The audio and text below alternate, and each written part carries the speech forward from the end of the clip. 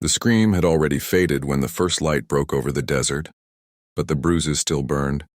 Mara lay in the dust beside a dried creek, her breath shallow, her face streaked with dirt and tears the night before. Brent had hit her so hard she couldn't see straight. He had taken her purse, her last few dollars, her horse, even her boots. Her stomach had been empty for 2 days, and her tongue felt like sandpaper. Then he spat beside her and rode off, laughing into the dark. When morning came, the wind was cold, the sun merciless. Mara crawled toward a small shape in the distance, half buried under sand, an old cabin, abandoned, broken windows and a sagging roof. Maybe it could hide her from the heat or from the shame of still being alive. She'd stopped praying hours ago, but part of her still hoped someone might find her. She stumbled through the door, her legs trembling. The place smelled of dry wood and ghost. A table covered in dust, a bed frame with no mattress.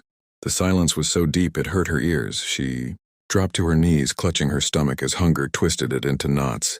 Whispers left her lips. I can't hold it in anymore. God, please, I can't. Her head hit the floorboards, and for the first time she wished she wouldn't wake up again. But fate wasn't finished with her. Later that morning, a shadow crossed the doorway.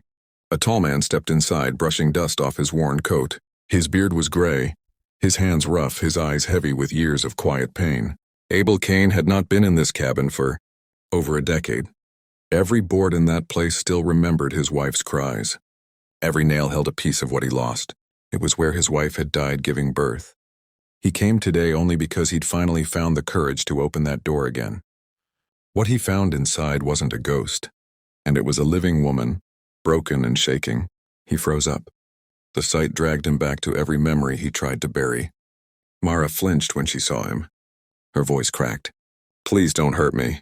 Abel crouched down, speaking low. I ain't here to hurt you, miss. She tried to stand, but her knees buckled. Tears streamed down her bruised face. Her words came out between sobs. Please help me. I'll do anything. You can have me if you want. Just don't leave me here to die. Abel's jaw tightened. He had seen desperation before, but never like this.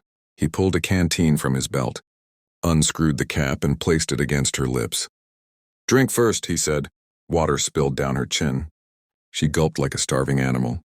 He waited until she finished, then looked around the room. This place ain't safe, he muttered. Yacht will sniff you out by night. Mara shook her head weakly. I don't care. I got nowhere else. Abel sighed. His gaze lingered on the walls that once heard his wife's voice. Now they echoed with the broken whisper of a stranger. He reached out his hand. Come on. You ain't dying here today. She hesitated, her body trembling. Why are you helping me? He didn't answer right away, but sometimes words weren't enough to explain why a man does the right thing, 'cause no one helped her when she needed it. He said at last. She didn't know who her was, but in his eyes there was grief deep enough to drown in. He lifted her carefully, set her on his horse, and began the slow ride back across the plain behind them. The cabin stood silent once more, holding its secrets close, and as the wind rose, Mara looked at the man beside her and wondered, had she just been saved from death, or was she stepping into a story she'd never escaped from? The ride back was slow and quiet. Mara's head rested against the saddle. Her eyes barely stayed open. Every bump on the trail pulled a small sound from her throat. Abel kept his gaze on the road. The morning sun cut through the dust, painting long lines across the fields. He hadn't brought anyone back to his ranch since his wife passed. The thought of another voice in that house felt strange, but leaving the girl out there to die felt worse. By the time they reached his cabin, the sun sat high and cruel. The house looked small against the empty land, a few fences, a lonely barn, a windmill that squeaked every time it turned. He lifted Mara off the horse and carried her inside. She was lighter than she looked. Her skin burned hot from fever. He laid her on the bed and poured water into a tin cup. Drink a little, he said. She nodded weakly. Her hands shook. Abel pulled a blanket over her and turned to light the stove. The room smelled of smoke and old. He cooked a small pot of broth, slow and simple. The smell filled the cabin, soft and human, something the place hadn't felt in years. When he offered it to her, she looked at him with wide, frightened eyes.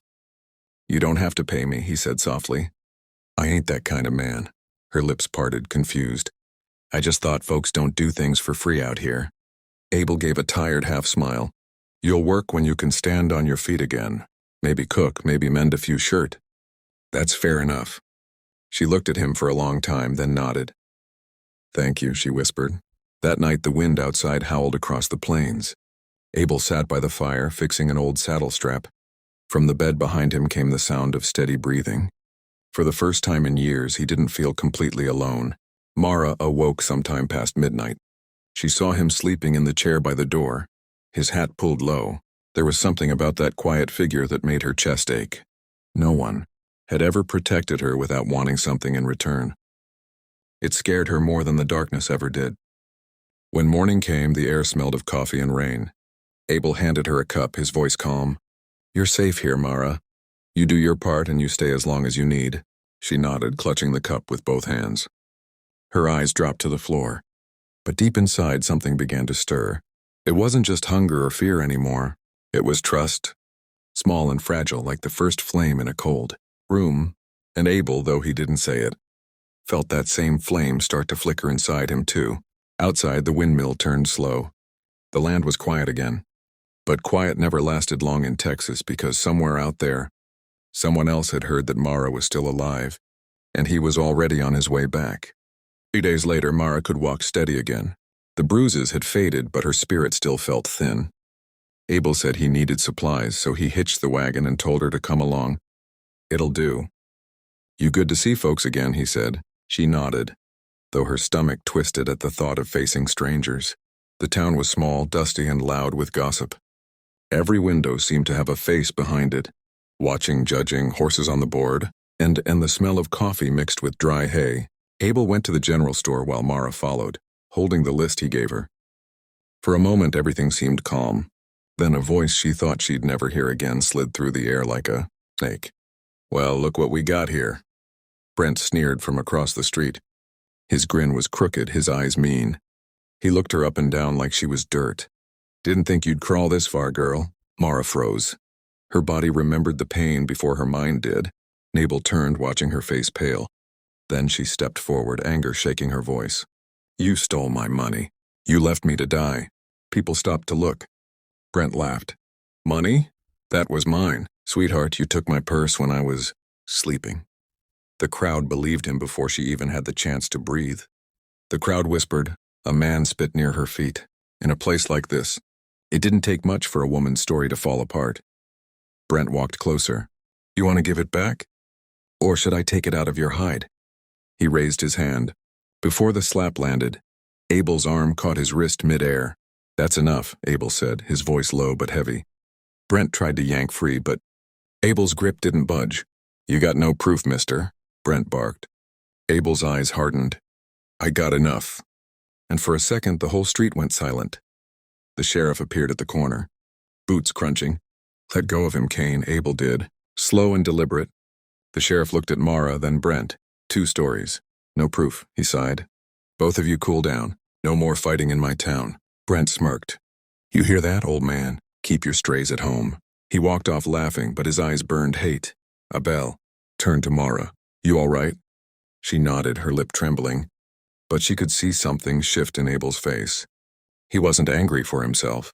He was angry for her. They climbed back into the wagon. The road home felt longer than before. Neither of them spoke, but both knew this wasn't over. Some men don't let go, especially the kind that get beat in front of a crowd. And sure enough, that night, a shadow waited beyond the fence line, watching their cabin light flicker in the wind.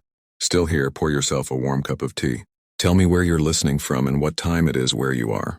And if you'd like to ride with me again through these wild western nights, hit that subscribe button, partner, because the story of Mara and Abel has only just begun."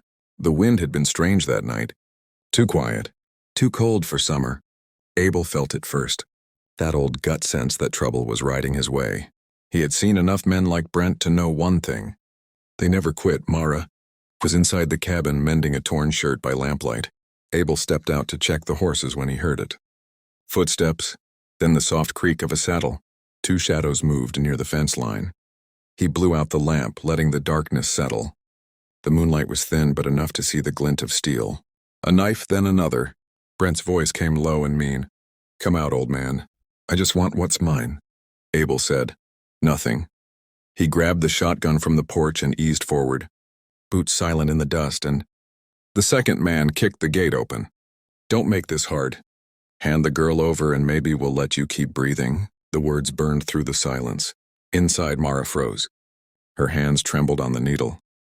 When she peeked through the window, she saw Abel standing tall. Gun leveled, the sight of him there, calm and solid against the night, made her heart twist. Brent spat. You going to shoot me, Kane? Over some lying thief. Abel's voice stayed low.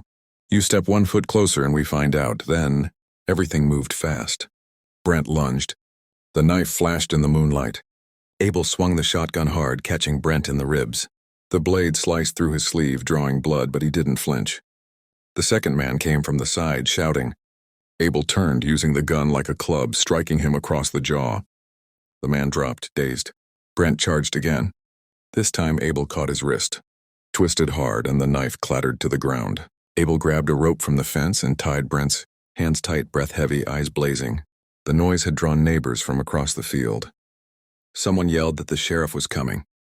Brent cursed, struggling, but Abel stood over him. His shirt was torn, blood dripping from his arm, but his voice was steady. Next time you come for her, bring a coffin. The sheriff arrived minutes later. He saw the knives, the bruises, the witnesses. Brent was hauled up, cursing the whole way. The lawman gave Abel a long look. Good work keeping her safe. Kane, you ought to rest that arm. When the crowd left, only the sound of the windmill remained. Mara stepped out from the doorway, her eyes wide, tears shining in the dim light. She whispered, You could have let them take me. Abel shook his head. Not my style, she smiled through her tears. For the first time, she wasn't afraid of the dark. But as dawn crept over the horizon, Abel knew peace never lasted long in these lands, and what he had just done tonight would change everything between them. The morning after the fight, the ranch was quiet again. The ground still showed the marks of the struggle, but the danger had passed. Abel sat on the porch, his arm wrapped in a bandage, staring out at the open fields. The air smelled of dust and wet grass after a long night of fear. Mara brought him coffee, her hand steady now. He looked at her and smiled a little. Guess I made a mess of the place, he said. She smiled back. Guess you did, but you saved me again. He shook his head. I didn't save you, Mara. You saved yourself. I just gave you a chance to stand. The word stayed with her all morning as the sun climbed higher. She cleaned the porch, fed the horses, and hung the washed sheets on the line for the first time since she had come here. She felt like she belonged. Later that afternoon, Abel walked her back to the old cabin where he had found her. The door still hung crooked, the floor still scarred with time. He stood in silence, his hand brushing the wall. This was my wife's place, he said softly. I couldn't walk in here for years, but when I saw you that morning, I thought maybe it was time to stop running from ghosts. Mara's eyes filled with tears. I thought I was just trying to survive.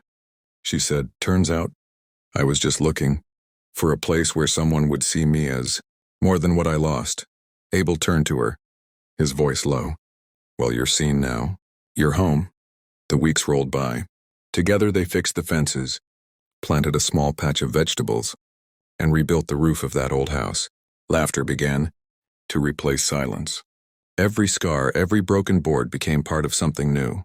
Sometimes at dusk, Abel would sit watching the fields glow gold in the fading light. He'd see Mara moving through the barn, strong and sure, and think how strange life was. You can lose everything and still find something worth living for if you just have the courage to stay. And maybe that's the lesson of this land. That strength isn't always loud. Sometimes it's just choosing to get up again, to believe again, to love again. So tell me, friend, where are you listening from tonight? Are you sitting by a window or out on your porch watching the stars? Grab yourself a cup of tea, lean back and take a breath. If this story touched you, give it a like. It means more than you know. And if you haven't yet, hit that subscribe button so we can keep riding through the wild. West Legends, one story at a time. 'Cause somewhere out there beyond the dust and the wind, there's always another story waiting to be told. And maybe